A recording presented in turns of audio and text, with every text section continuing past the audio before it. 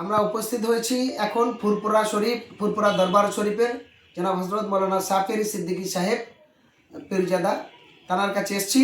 কারণ দেশের যে রাজনৈতিক এবং ধর্মীয় হিংসা দিয়ে মানুষকে প্রতিনিয়ত বিভ্রান্ত তৈরি হচ্ছে, তার বিরুদ্ধে বিভিন্ন দলিত, আদিবাসী, সংখ্যালঘু সহ একাধিক সংগঠন যৌথভাবে অরাজনৈতিক সামাজিক সংগঠনগুলোকে যৌথ উদ্যোগে আগামী 25শে জানুয়ারি কলকাতা ধর্মতলা ওয়াই চ্যানেলের পাশে এক সংবিধান পাঠ, সম্মিলিত কণ্ঠে সংবিধান পাঠ, এবং ভাইজানের কাছে আসার পরে আরও শুনলাম আরও 15ই ফেব্রুয়ারি ব্রিগেডে সংবিধান পাঠ হবে। আমরা সমস্তকে সমর্থন জানিয়ে ভাইজানের মুখ থেকে শুনে নেব তিনি কি বলতে চান। আমি খুবই খুশি হয়েছি যে আজ সংবিধান বাস্তবায়ন মঞ্চের তরফ থেকে আমার ভাইজানেরা আরও সকল ভাইয়েরা আছেন, বিভিন্ন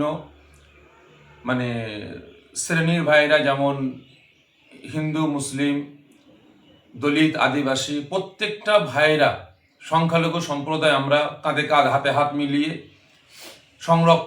সংবিধানকে বাঁচাবার স্বার্থে যে ভাইয়েরা যে মহান উদ্যোগ নিয়েছেন, আমি ভাইদের এই মহান উদ্যোগকে সংবিধান হাজার হাজার কণ্ঠে সংবিধান পাঠ, আমি সংবিধান পাঠকে সমর্থন করছি। কারণ আমিও লক্ষ কণ্ঠে কলকাতা ব্রিগেড ময়দানে সংবিধান পাঠের ব্যবস্থা নিয়েছি। আমিও আমার তরফ থেকে আমি ভাইদের বলবো, সংবিধান বাস্তবায়ন মঞ্চকেও আমি আহ্বান করছি যে আগামী 15ই ফেব্রুয়ারি আপনারা কলকাতা ব্রিগেড ময়দানে আসবেন। আর আমিও আপ্রাণ চেষ্টা করব ভাইদের এই 25শে জানুয়ারি কলকাতা ওয়াই চ্যানেলে আমি যাবার অবশ্যই চেষ্টা করব।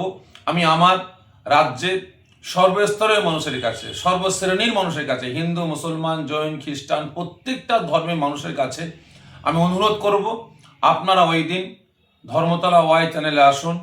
আমরা হাজার হাজার কণ্ঠে আমরা সংবিধান পাঠ করব।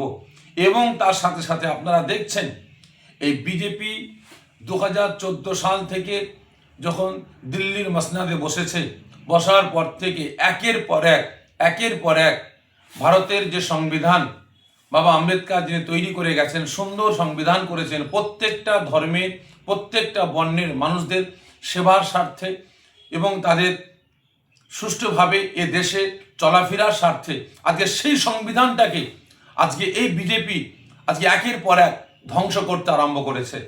আজকে আপনারা দেখুন, আজকে একের পর এক মসজিদ থেকে নিয়ে, মন্দির থেকে নিয়ে, মাদ্রাসা থেকে নিয়ে, গির্জা থেকে নিয়ে এবং বিভিন্ন শ্রেণী, যেমন দলিত ভাই, আদিবাসী ভাই, প্রত্যেকটা সম্প্রদায়ের মানুষের উপরে, বিশেষ করে সংখ্যালঘু মানুষদের উপরে যেভাবে অত্যাচার, জুলুম, নির্যাতন চালিয়ে আসছে এই বিজেপি, এদের বিরুদ্ধে আমাদের গর্জে উঠতে হবে। আমাদের দেশ, আমাদের দেশকে রক্ষার স্বার্থে আমাদের গর্জে উঠতে হবে।